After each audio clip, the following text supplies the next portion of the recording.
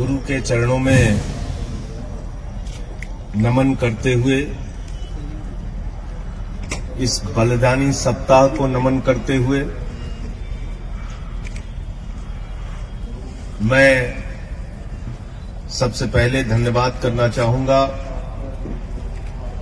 दिल्ली सरकार के पूर्व मंत्री बली साहब का और यहां की कमेटी का, जिन्होंने मुझे अपनी बात कहने का मौका इस अवसर पर दिया। पूरे देश का किसान आज आंदोलित है।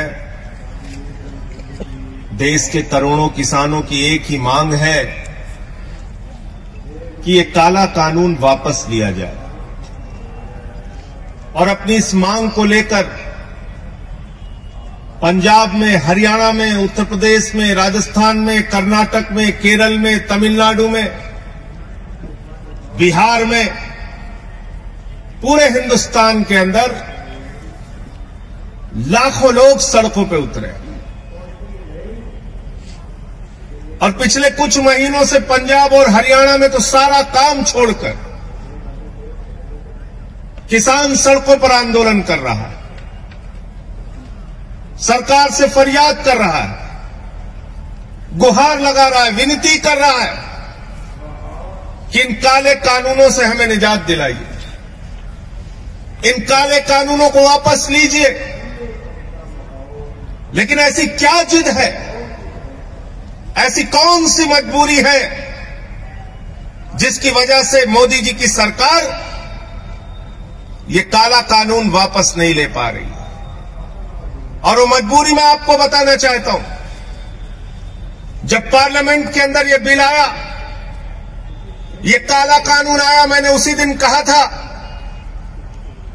ये कानून किसानों के हित में नहीं है, बल्कि ये कानून हिंदुस्तान के करोड़ों किसानों के डेथ वारंट पे मोदी सरकार ने साइन किया है और इसलिए हम इसका विरोध करते हैं। और हमने पार्लियामेंट के अंदर माइक तोड़ा था, मुझे निलंबित कर दिया गया। पूरी की पूरी भारतीय जनता पार्टी ऊपर से लेकर नीचे तक रो रही थी, संजय सिंह ने तो माइक तोड़ दिया, संजय सिंह ने तो माइक तोड़ दिया। अरे आज तो तुम किसानों की हड्डियां तोड़ रहे हो। मुझे निलंबित किया गया तो तुम्हारी सरकार को भी निलंबित किया जाना चाहिए।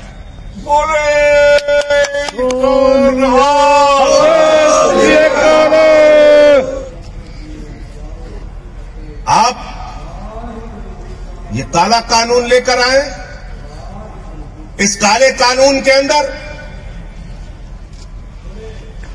एमएसपी की गारंटी का एक शब्द नहीं।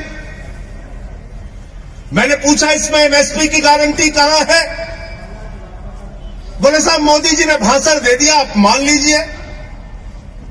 मैंने कहा मोदी जी ने कहा था 15 लाख हर खाते में आएंगे, बाद में कह दिया जुमला है। मोदी जी ने कहा था 2 करोड़ रोजगार हर साल मिलेंगे, बाद में कह दिया जुमला है। मोदी जी ने कहा जीएसटी से देश में दूसरी आजादी मिल जाएगी, बाद में राज्यों का शेयर नहीं दिया। मोदी जी ने कहा था इस देश के अंदर नोटबंदी से देश की तकदीर बदल जाएगी। अब नोटबंदी के फायदे हमें गिनाना तो दूर की बात है, जो नुकसान हुए उस पर बातचीत करना नहीं चाहते।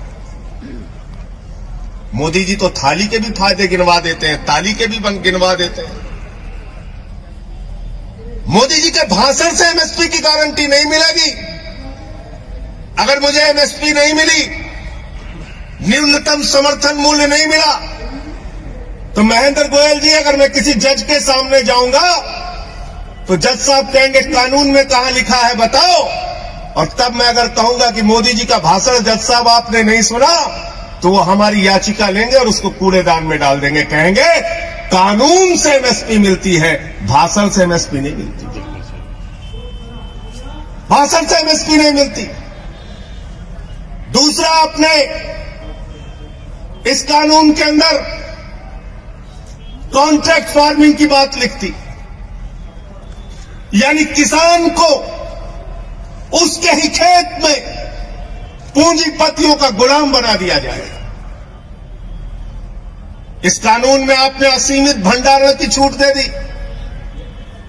इसका मतलब हिंदुस्तान का कोई भी पूंजीपति अडानी और अंबानी सस्ते में किसान से गेहूं खरीदेगा, सस्ते में किसान से धान खरीदेगा, सस्ते में फल खरीदेगा, सस्ते में सब्जियां खरीदेगा और सबका भंडारण करके अपने बड़े बड़े कोल्ड स्टोरेज में रखेगा और जब बाजार में उसकी कमी आ जाएगी तो महंगे दामों पर हमको आपको बेचेगा। इस देश में जमाखोरी, कालाबाजारी और महंगाई को मोदी सरकार ने इस बिल के माध्यम से लीगलाइज करने का काम किया है, वैधता प्रदान करने का काम किया है।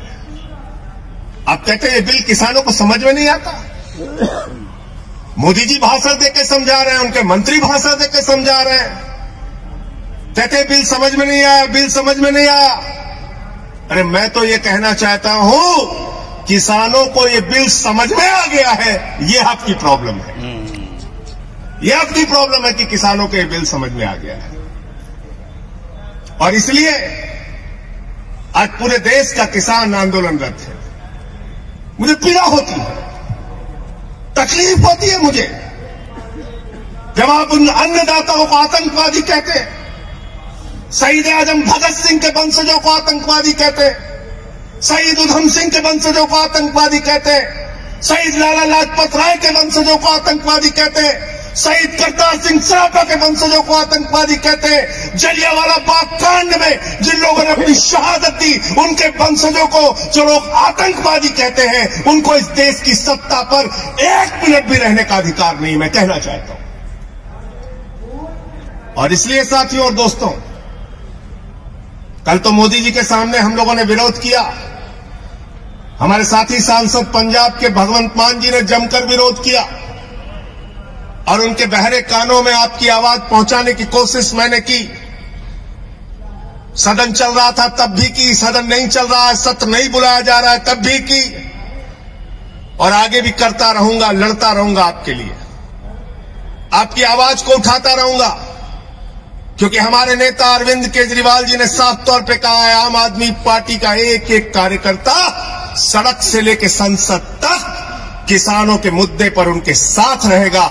लाठियां भी खानी हो, जेल भी जाना हो, आपकी सेवा भी करनी हो, एक कार्यकर्ता बनके, एक सेवादार बनके आपके साथ मजबूती से खड़ा रहेगा। और इसलिए मैं आप लोगों से निवेदन करने के लिए आया हूं, विनती करने के लिए आया हूं।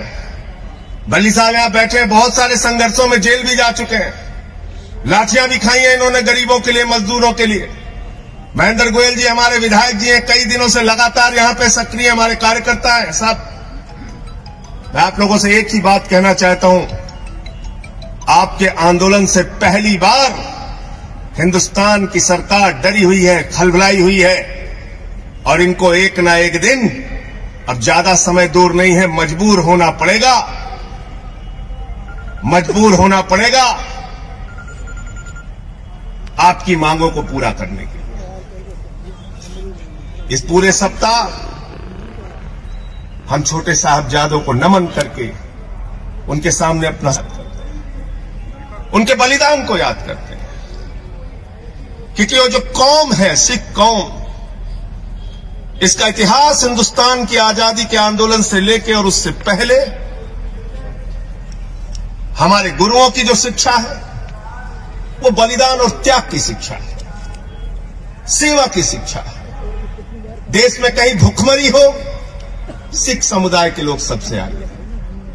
देश में कहीं आपदा आ जाए, सिख समुदाय के लोग सबसे आगे। देश में कहीं भूकंप आ जाए, बाढ़ आ जाए, सिख समुदाय के लोग सबसे आगे। तो इस कौम को, अपने गुरुओं को नमन करते हुए, छोटे साहबजादों के त्याग और बलिदान को याद करते हुए, उसके सामने सर झुकाते हुए हम सब ये संकल्प लेते हैं कि इस लड़ाई को हम लड़ेंगे और जीतेंगे। बहुत बहुत धन्यवाद और आभार, आपने मुझे यहां बुलाया और अपनी बात कहने का मौका दिया। धन्यवाद।